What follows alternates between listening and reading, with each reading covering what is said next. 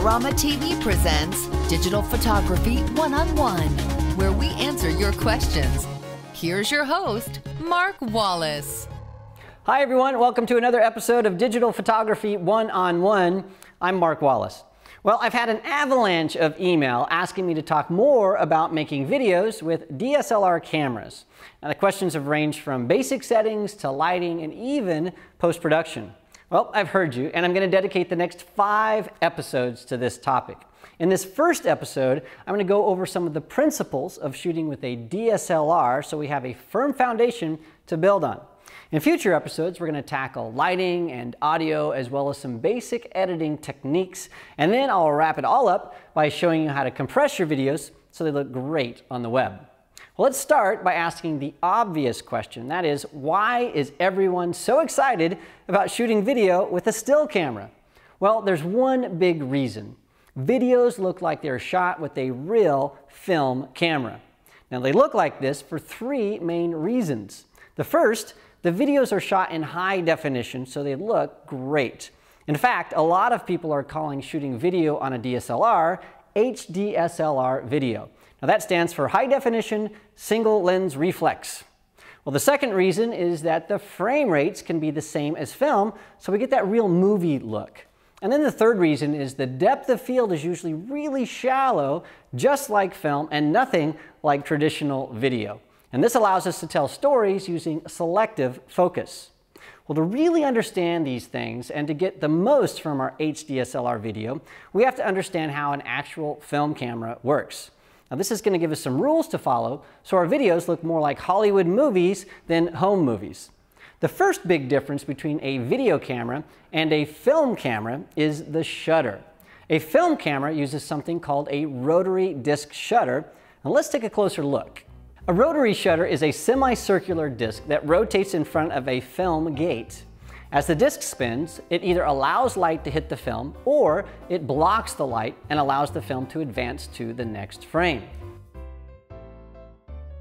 In a movie camera, the film is exposed and the film advances 24 times per second. Now this means that a movie camera has a frame rate of 24 frames per second, and this is usually written 24 FPS. Now, another important thing to understand is that when the film is exposed, the entire frame is exposed all at once.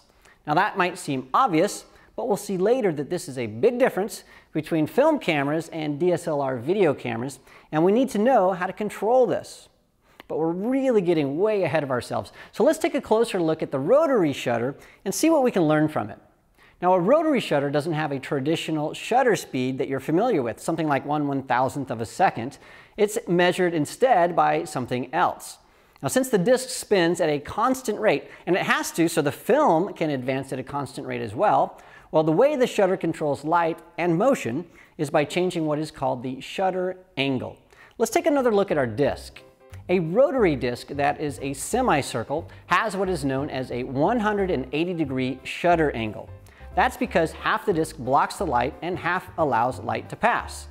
If a filmmaker wants to decrease the amount of light as well as freeze motion, he would use a smaller shutter angle.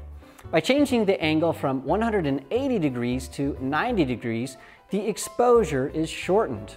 You can see as the shutter angle decreases, the exposure time decreases as well. Now, I know what you're saying. Why do I care about shutter angles? My camera has shutter speeds, and so what does this have to do with anything? Well, that's an excellent question. Because we know about shutter angles and how film cameras work, we can use these principles to make sure our videos look like film. Now, the first thing we can do is to learn what shutter speeds we should use on our cameras, as well as the frame rates that we should be using. Now, for that true film look, you should use a frame rate of 24 frames per second. And the second thing we learned is that to match the look of a film camera, our shutter speed should be twice that of our frame rate or faster. Now, I know what you're asking now, like, why is that true? Explain that to me. Well, let's do this. Remember that the rotary shutter is normally set to 180 degrees. Now, that means that it's open half the time, or 1/48th of a second. That makes math really easy. 24 frames per second equals a shutter speed of 1/48 of a second. Now the same is true if you change the frame rate to 30 frames per second. Our shutter speed should be 1/60th of a second to get that film feel. Now as shutter angles get smaller and smaller, the equivalent shutter speeds become faster and faster. Now you don't have to know exactly what the shutter speed is equivalent for each shutter angle. You just need to remember that the rule of thumb is to set your shutter speed twice that of your frame rate or faster. Now, if you really want to get technical, you can Google shutter angle and find a lot of really geeky stuff to dig into. Now, there's one more thing we need to know about DSLR shutters because it impacts how we focus as well as how straight lines look when we move the camera. Now, on a film camera, the entire frame is exposed at the same time, but on DSLR video cameras, the shutter is known as a rolling shutter. Now, that means that the sensor is exposed one line at a time. Now, the sensor scans the top row of pixels and then the next, and so on. Now, this is really not a problem normally unless you're moving the camera. If you're moving the camera, what happens is that rolling shutter causes straight lines to turn into jelly. Let's take a closer look.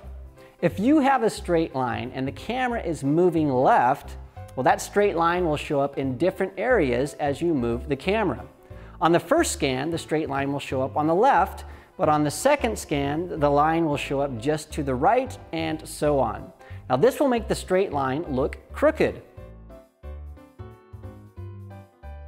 Now, to really see this in action, I set up a light stand and I shot a short video while moving the camera back and forth. When we look at this video in slow motion, you can clearly see this jelly effect. Now, there's nothing you can do to turn off this effect, but you can minimize it by panning more slowly or shooting scenes with fewer vertical lines. Now, the last thing we need to know about our DSLR shutter is how the autofocus works. Now, on most DSLR cameras, the autofocus sensor is found in the pentaprism right up by the eyepiece. Now, that works most of the time, but the problem is that when you enable live view to shoot video, well, the auto sensor is blocked by the camera's mirror, and that means that on most DSLR cameras, you'll need to use manual focus when you're shooting video. Now, there are definitely some exceptions to this, most notably the Nikon D7000 and D3100s, but other than those, most DSLR cameras don't allow you to use autofocus when you're shooting video.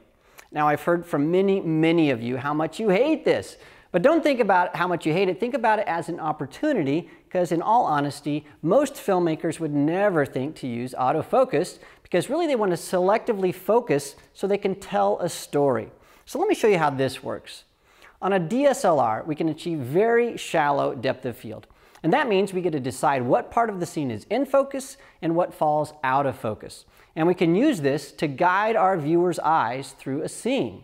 Well, we have a very simple scene setup here, and we're going to be using selective focus to show what's going on in the scene. So we have different pools of light set up with these lights. We have this background here where we've lit up this lamp to make it look like it's sort of an old apartment. Then we have Dawn, she's our actor. She's going to be acting like she's mad at her boyfriend who hasn't called, and she's just really frustrated. But we're going to show all that without any dialogue. So what we've done is Dawn's going to be in focus, but before that starts, we have right over here this telephone, and we're going to start with the telephone in focus and everything else out of focus. Then we'll pan up to Dawn. She'll become in focus. She's going to look really frustrated, and then she's going to get up, throw down some tickets, and then walk out like, you know, you blew it, and she's mad at her boyfriend. Now we're shooting all of this right over here with this camera.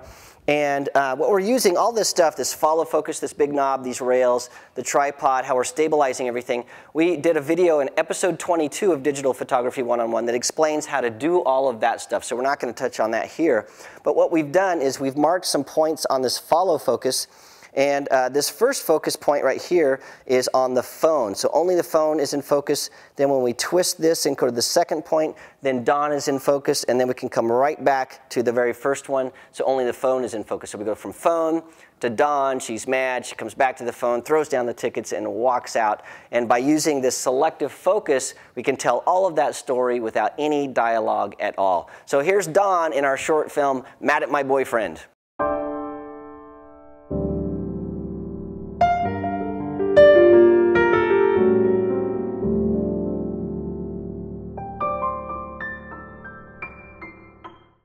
was a lot of fun. Well, remember, if you need a refresher on shallow depth of field, check out episode 12 of Digital Photography 101. And if you need a course on using follow focus to do selective focusing, well, that's on episode 22. Well, before we go, let's quickly talk about high definition. What exactly is high definition? Well, high definition is simply the resolution of the video. HD video has about twice as many pixels of resolution as old school standard definition signals, the kind of stuff I grew up with.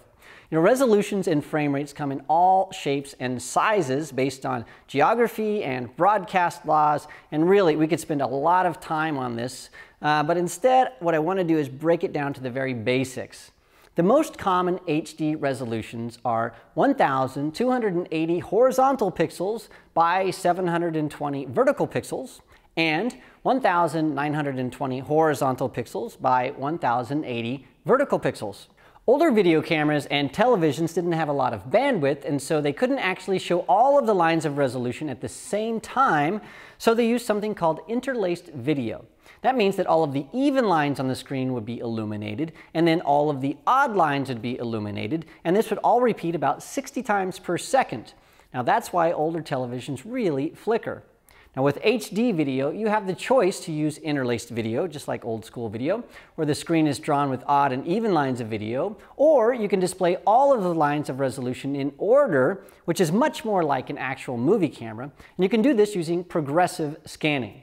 Progressive scanning simply means that you can refresh all of the lines of resolution without alternating. Now normally when you see HD video resolutions, the horizontal pixel sizes are omitted and an I or a P is added to tell you if you're shooting with interlaced or progressive scanning.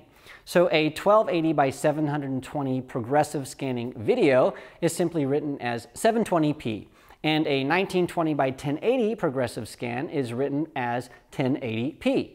Now sometimes frame rates are added to this as well, so you might see 720p 24 FPS, meaning the video is shot at 24 frames per second. Now I know this seems like a lot of technical information, but it's very important to understand all of this when you start editing and distributing your videos. And now that we know all about this technical stuff, we can start getting to some of the more fun and creative part of making videos. In the next episode, we're going to be talking about lighting for videos, and I'll show you how to do it. We'll talk about what equipment to use, and then we'll be talking about audio, and we'll add some of that in. And finally, we're going to wrap up the series with a couple of episodes focusing on post-production.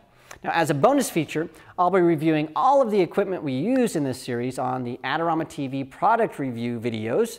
And as always, if you have questions about video or photography gear, you can send those to me at askmark@adorama.com. Well, thanks for watching. I'll see you in the next episode. This episode is brought to you by Adorama TV. Visit the Adorama Learning Center where you'll find photography tips and techniques, links to the gear used in this episode, and related videos. For all the latest photography, video, and computer gear, visit adorama.com. And the next time you're in New York City, visit our store located on 18th Street between 5th and 6th Avenue.